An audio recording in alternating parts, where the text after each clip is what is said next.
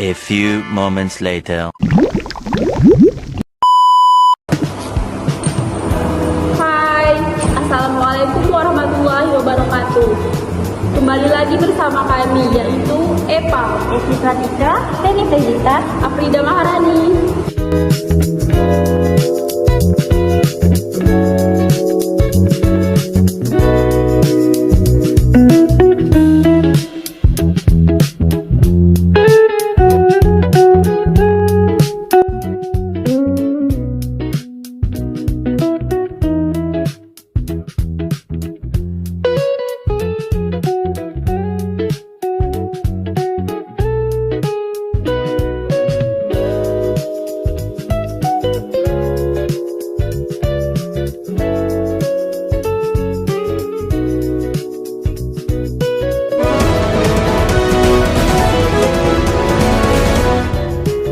Sistem keuangan Indonesia masih tetap stabil di tengah ketidakpastian global.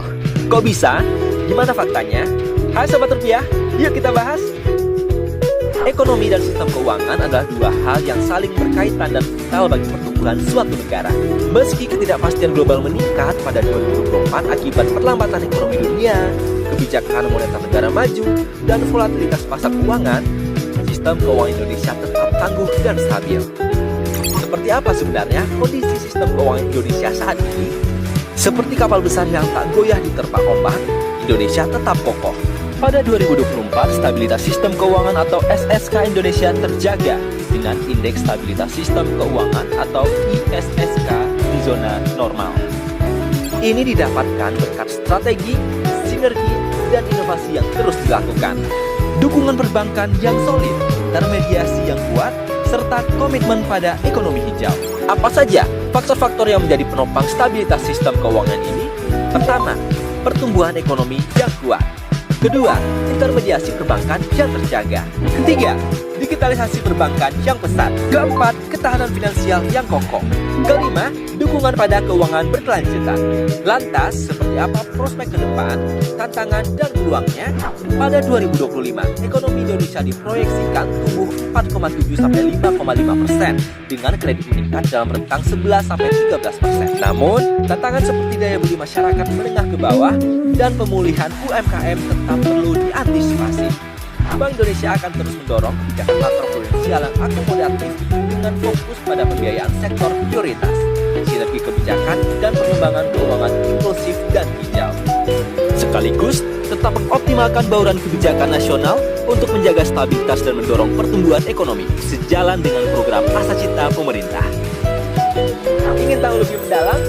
Temukan analisis lengkapnya di buku kajian stabilitas keuangan nomor 44 yang baru dirilis oleh Bank Indonesia. Unduh secara gratis di website resmi Bank Indonesia atau pindai QR Code berikut. Mari bersama kita membangun sistem keuangan Indonesia yang tangguh, inklusif, dan berkelanjutan. Nah, di sini kami akan menyampaikan beberapa faktor-faktor yang mempengaruhi efeksi kebijakan moneter dan stabilitas makroekonomi. Nah, materi pertama akan disampaikan oleh Afrida Maharani. Afrida dipersilakan. Faktor-faktor yang mempengaruhi efisiensi kebijakan moneter yaitu meliputi laju inflasi terkendali, suku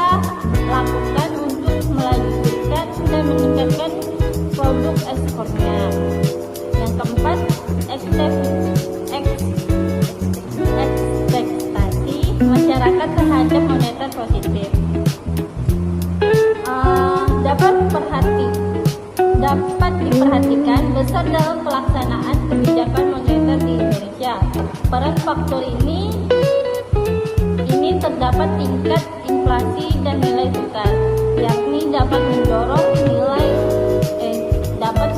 naiknya barang-barang sehingga akan mempengaruhi tingkat konsumsi dan daya saing produk dalam negeri yang akan diekspor. Nah, selanjutnya akan disampaikan oleh Aktif Pratika. Materinya stabilitas, faktor-faktor yang mempengaruhi stabilitas ekonomi makro. Baiklah, faktor-faktor utama yang mempengaruhi stabilitas makroekonomi meliputi inflasi, suku bunga, pertumbuhan ekonomi atau PDB, tingkat pengangguran, nilai tukar mata uang, kebijakan fiskal dan moneter, neraca pembayaran, dan stabilitas politik, yang semuanya saling terkait untuk menjaga keseimbangan ekonomi nasional dan daya beli masyarakat. Faktor internal, yang pertama inflasi, kenaikan harga umum yang terus-menerus melemah daya beli dan menciptakan ketidakpastian mempengaruhi investasi dan konsumsi. Yang kedua suku bunga, mempengaruhi biaya pinjam, investasi dan profitabilitas perbankan. Suku bunga tinggi bisa mengurangi permintaan kredit dan pertumbuhan. Yang ketiga, pertumbuhan ekonomi atau PDB. Pertumbuhan PDB yang stabil menunjukkan kesehatan ekonomi. Sementara perlambatan dapat memicu masalah seperti pengangguran. Yang keempat, tingkat pengangguran. Pengangguran tinggi menurunkan pendapatan sosial daya beli. Jadi, pemerintah berusaha menciptakannya. Yang kelima, tingkat pengangguran. Pengangguran tinggi menurun. Yang kelima, kebijakan fiskal dan moneter. Kebijakan pemerintah, pengeluaran pajak dan bank sentral, suku bunga, uang beredar sangat menentukan arah ekonomi. Yang keenam, neraca pembayaran dan cadangan devisa. Keseimbangan ekspor-impor dan kecakupan devisa penting untuk menjaga nilai tukar dan membayar kewajiban luar negeri. Baiklah, selanjutnya akan disampaikan oleh Afrida Maharani. Di sini tuh ada faktor eksternal dan lainnya. Yang pertama yaitu adalah nilai tukar atau kurs. Fluktuasi nilai tukar terutama terhadap dolar atau AS yang mempengaruhi biaya impor, ekspor, dan stabilitas perbankan. Yang kedua ada harga komoditas. Harga minyak, emas, dan komoditas ekspor lainnya itu mempengaruhi pendapatan negara dan inflasi. Dan juga itu ada stabilitas politik dan kepercayaan. Ini tuh kondisi politik yang stabil dan kepercayaan publik atau investor sangat penting untuk mendorong investasi dan mencegah pelarian modal.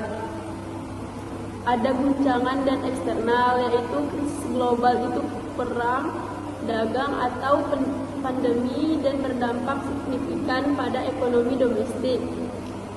Yang terakhir ada sumber daya dan teknologi.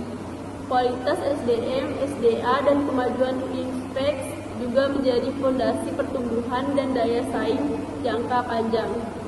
Nah, sekian dari materi yang kami sampaikan.